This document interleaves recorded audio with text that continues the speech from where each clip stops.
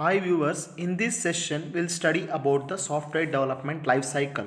Software development life cycle, it is a procedure to develop the software, and in this SDLC, or we can call it a software development life cycle, we have a different models. In this session we'll study about the waterfall model. The waterfall model, we have a different stages, namely they are requirement collection, feasibility study, design, coding, testing, installation and maintenance. Requirement collection is the stage which is done by the business analyst and product analyst. They will collect the requirement from the customers and gather the requirements, and they will translate the business language into software language. Second stage is feasibility study, or we can call it as a analysis phase. In this phase, the software team consists of project manager, business analyst, architect, finance, HR, developing team, but not a testing team. Here the architect is the person who tells whether the product can be developed or not. If yes, then which technology is best suitable to develop it. Everything will be decided in this phase. Third important stage is a design. A design stage, we have a two important types of design, that is high level design and low level design. High level design, which gives the architecture of the software product to be developed, and which is done by the architect and senior developers. Whereas the low level design, which is done by the senior developers, it describes how each and every feature in the product should work, and how every component should work. Here only the design will be there and not the code.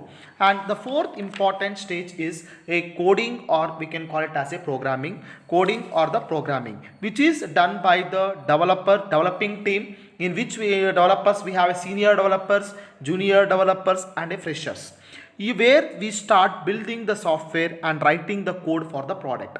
And next important thing is fifth stage is a testing team. In a testing, as you all know, the testing is done by the test engineers. It is the process of checking for all the defects and rectifying them.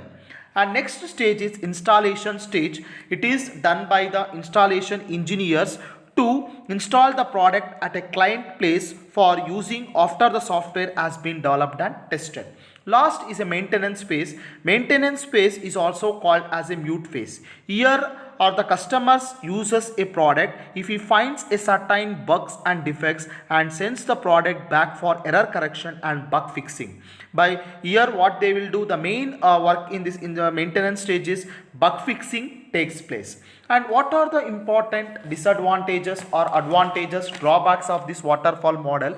As we know that in the waterfall model, it is a very simple design and it is only suitable for the small products. Disadvantages is it is not suitable for long term project. And very important thing you should keep in mind in waterfall model is here the requirement collection and feasibility study is not tested. Okay, actual testing will be take here the testing will only start after the coding, and here the testers are hired after the coding is done. And another important point you should keep in mind, in waterfall model always the requirement collection will be freezed. Okay, the two important points, one is the requirement collection will be freezed, and requirement collection and feasibility study is not tested, and testing will start only after the coding. Okay, these are the some of the important points regarding the waterfall model. Thank you.